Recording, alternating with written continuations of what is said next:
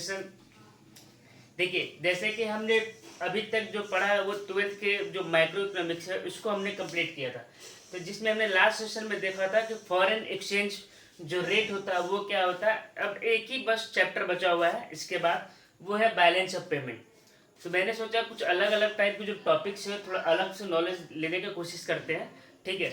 तो मैंने पहले भी बताया था कि एफडीआई और एफपीआई के बारे में मैं एक वीडियो बनाऊंगा, उसमें मैं समझाऊंगा कि एफपीआई क्या होता है और एफडीआई क्या होता है, ठीक है। तो किसका कितना रेशियो है और एफडीआई कौन कौन से सेक्टर में सबसे अधिक है इंडिया के, तो उसके बारे में मैं सारा डिटेल एक बताऊंगा कि किस किस सेक्टर में कितना कितना परसेंट एफडीआई किया हुआ है, कौन सा ऐसा इंडिया का सेक्टर है जहाँ पे 0% एफडीआई है या फिर कहाँ पे 100% एफडीआई है, उसके बारे में समझेंगे। और एफपीआई जो होता है वो मैक्सिमम लिमिट अप टू, अभी जो है 2019 का जो बजट आया था गवर्नमेंट का, तो उसमें बढ़ा के 24% तक मैक्सिमम लिमिट था, उसको बढ़ा के 49% तक कर दिया गया, ठीक है। तो ये सारे का सारा जो समझिए उसको समझने की कोशिश करते हैं कि एफपीआई होता क्या है, इसका बैकग्राउंड क्या है, इसका ऑब्जेक्टिव्स क्या होते हैं, इसका इम्पैक्ट क्या पड़ेगा, ये सब सारा चीज़ हम लोग जानने का कोशिश करते हैं इस वीडियो में। तो वीडियो स्टार्ट करते हैं। देखिए, एफपीआई का मतलब होता है कि फॉरेन पोर्टफोलियो इन्वेस्टमेंट। तो पोर्टफोलियो का मतलब होता है एक डिपार्टमेंट की तरह कह सकते हैं, ठीक है। एक अलग सा सेक्शन होता है, जैसे आप बहुत सारा पोर्टफोलियो का नाम सुनेंगे, किसी का रेलवे मिलता है, किसी को रेलवे पोर्टफोलियो मिलता है, किसी का टेलीकास्ट वाला मिलता है, तो वो अलग अलग टाइप के एक डिपार्टमेंट हुए, पोर्टफोलियो हुए, ठीक है। तो इसमें क्या होता है कि it consist of the security and other financial assets which are held by the foreign investor of the different country. मतलब देखिए, इजी भाषा में समझने की कोशिश करते हैं कि अगर हम एक इन्वेस्टर हैं, ठीक है, अगर हम कहीं जाके बाहर कोई देश में जाके अगर हम किसी भी कंपनी में इन्वेस्टमेंट करते हैं या फिर कुछ उसका जो शेयर्स है उसको खरीदते हैं, ठीक है, तो वो जो चीज़ होता है वो एफपीआई के अंदर आता है। तो इसमें जो टोटल शेयर्स जो होता है वो 10% एक इंडिविजुअल, जो सिंगल इंडिविजुअल है वो मैक्सिमम जो है 10% शेयर्स को ही होल्ड कर सकता है, इससे ज़्यादा वो होल्ड नहीं कर सकता है, ठीक है। तो जो भी इन्वेस्टर दूसरे कंट्री के कंपनी में जाके, दूसरे कंट्री के कंपनी में जाके अगर उसके कुछ शेयर्स को परचेज करते हैं या फिर कोई फाइनेंशियल एसेट्स को हेल्ड करते हैं, तो वो जो होता है वो एफपीआई के अंडर आते हैं, ठीक है।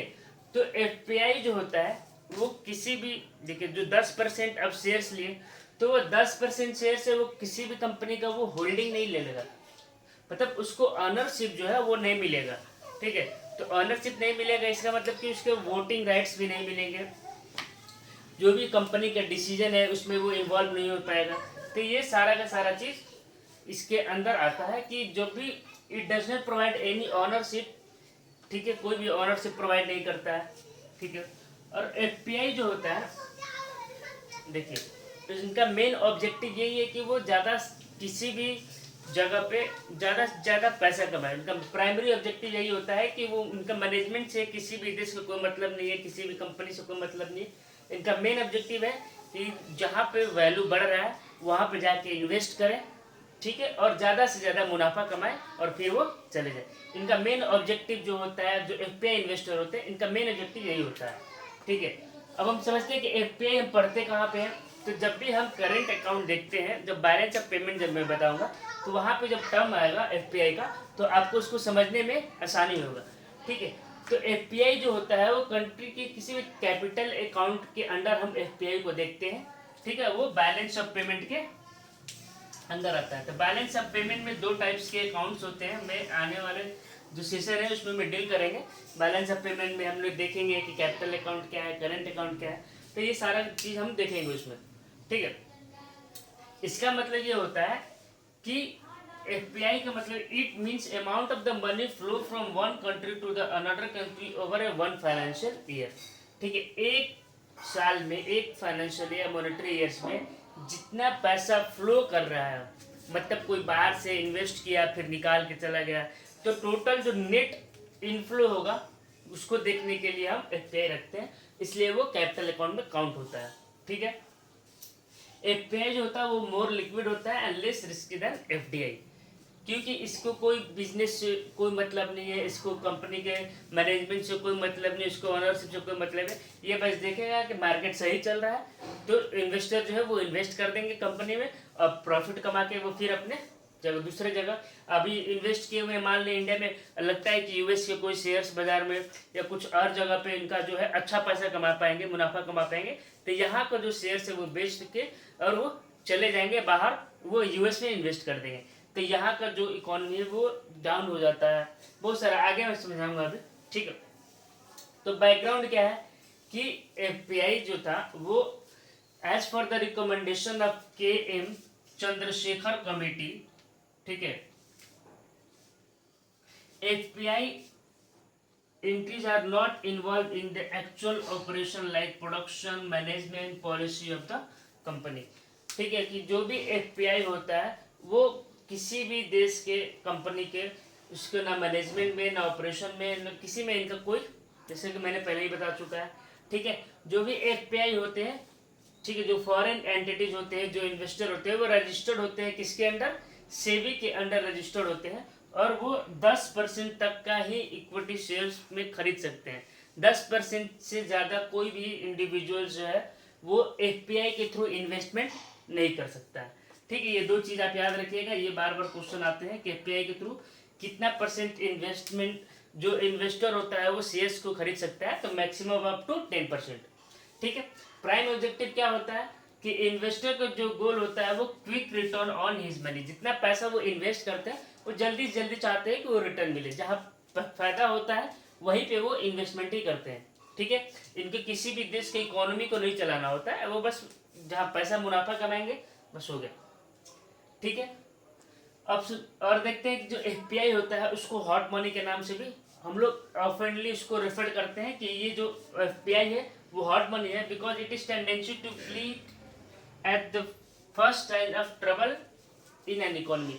अगर किसी भी इकोनॉमी में वो पैसा लगाए हुए हैं, अगर उनको लगता है कि ये इकोनॉमी डूब सकता है या इसमें प्रॉब्लम है, तो वो अपने सारा का सारा पैसा निकाल के चले जाएंगे और वो दूसरे देश में इन्वेस्ट करेंगे जहाँ से वो प्रॉफिट कमा पाए। समझ में आ गया आपको कि इनका मेन ऑब्जेक्टिव क्या है, प्रॉफिट कमाना। किसी भी देश के इनके जो भी इकोनॉमी है इससे इनको कोई मतलब नहीं है, ठीक है। इनको बस पैसे कमाना है और अपने जहाँ और बेटर इन्वेस्टमेंट अपॉर्चुनिटी दिख रहा है वहाँ पे इन्वेस्ट करना है। तो अब क्या होगा, क्या होता है किसी भी देश के साथ, जो भी जो डेवलपिंग कंट्री है लाइक इंडिया या फिर और छोटे छोटे जो देश है, अगर उनमें बहुत सारा पैसा आया एफपीआई के थ्रू और यहाँ पे जो इकोनॉमी है वो अनस्टेबल होने लगा या कुछ ट्रबल होने लगा, तो वो अपने पैसा निकाल देंगे। तो जब पैसा निकालेंगे तो क्या इम्पैक्ट पड़ेगा कि जो इकोनॉमी जो भी देश में जो पैसा लगाया हुआ है उसका स्टॉक मार्केट पूरी तरीके से वो डाउन हो जाएगा, ठीक है।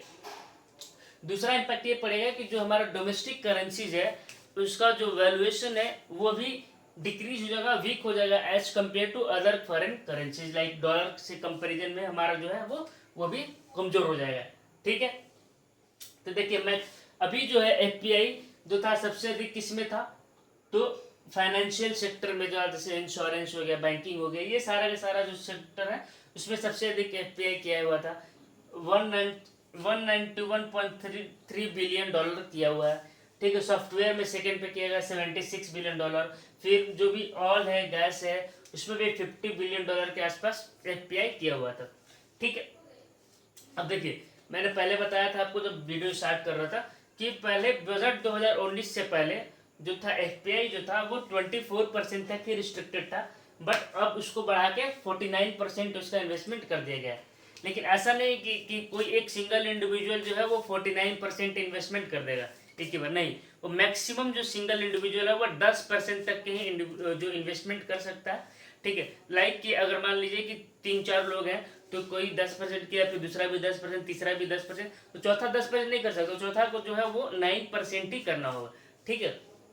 तो मतलब एक single individual maximum up to 10% ही इन्वेस्ट कर सकता है कोई भी इंडियन कंपनी में, तो वो एफपीआई का केस होता है। नेक्स्ट वीडियो में हम डील करेंगे कि एफडीआई क्या होता है, कौन कौन से सेक्टर है जिसमें कितना कितना परसेंट जो है वो एफडीआई अलाउ किया गया है गवर्नमेंट ऑफ इंडिया के द्वारा, ठीक है। और कौन सा देश है सबसे अधिक एफडीआई किया हुआ है, इसके बारे में भी जानने की कोशिश करेंगे। तो इस वीडियो में बस इतना ही। अगर आपको वीडियो पसंद आ रहा है तो लोगों के साथ शेयर करें। ठीक, थैंक यू सो मच।